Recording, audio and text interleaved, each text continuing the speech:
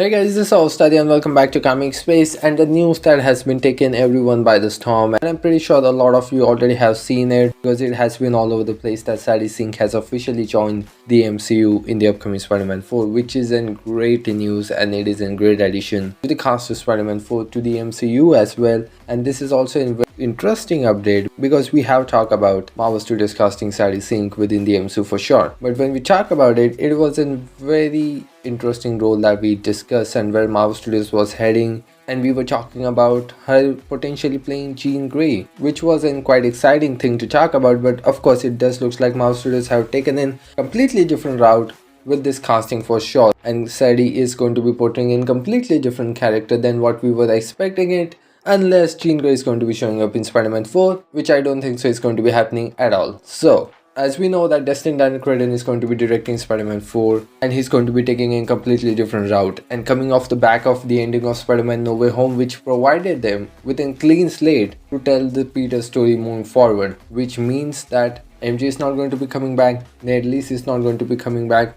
a lot of the supporting characters are not going to be coming back, and Marvel Studios and Sony as well are for sure looking forward to overdo themselves from what they did with No Way Home. We have been hearing a lot of crazy things about Spider-Man 4 being another multiverse story and being a major connecting point between the events of Doomsday and Avengers Secret Wars, to the point that Doctor Doom might show up in Spider-Man 4.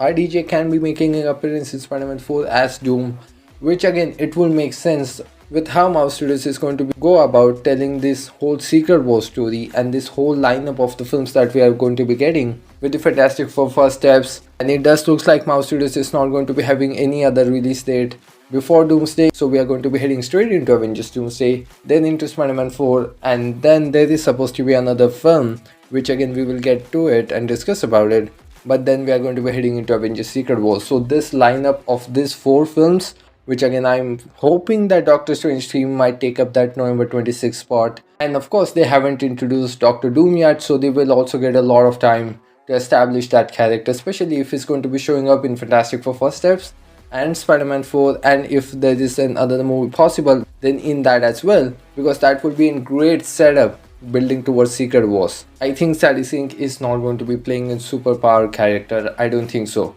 We have talked about it, she potentially playing Jean Grey, and I'm pretty sure Marvel Studios did have that conversation with Sadie and they talk about it. They probably had gone over in list of characters and discussed what would work and what would not, or even a superpower character for that said, and they can be setting up that character for some future stuff and a future storyline with Sadie. Again, turning out to be a major film, another multiversal film to talk about, which again we have been starting hearing a lot of things about it because it is supposed to be getting into the production pretty soon. In few months it is supposed to be heading into the production. Avengers Doomsday is going to be heading into production in few weeks, I believe. They're still writing the script, I guess, few tweaks here and there. So as on Spider-Man 4, which again just the nature of Marvel Studios being, they do write a lot, they do a lot of rewrites even going into the production. Nothing major, but they're still trying to figure out and making the foundation more solid for the story, especially leading up to Spider-Man 4, and how they are going to go about telling the story of the whole Secret Wars lineup that we have, that I just talked about,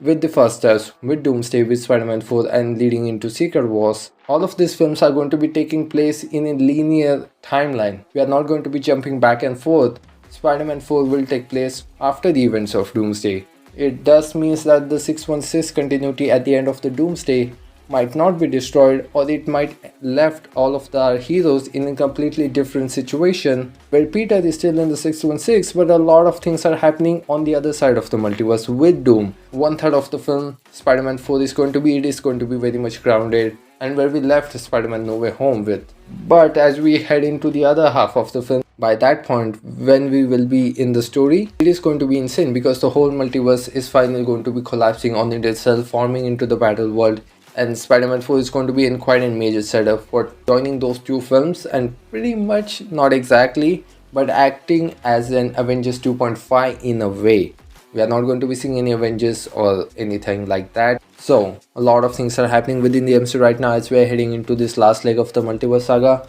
with where Marvel Studios is going with Spider-Man 4, and with the addition of Sadie into the cast. It's going to be quite fun with what the character she is going to be playing and how it is all going to be working out. So it is going to be quite fun when we get to it. I think it is time for me to see you guys off on this one. I'm so glad that you guys got the time to hear me out. Thanks for listening to me. This is your host Adi signing off. See you in the next one.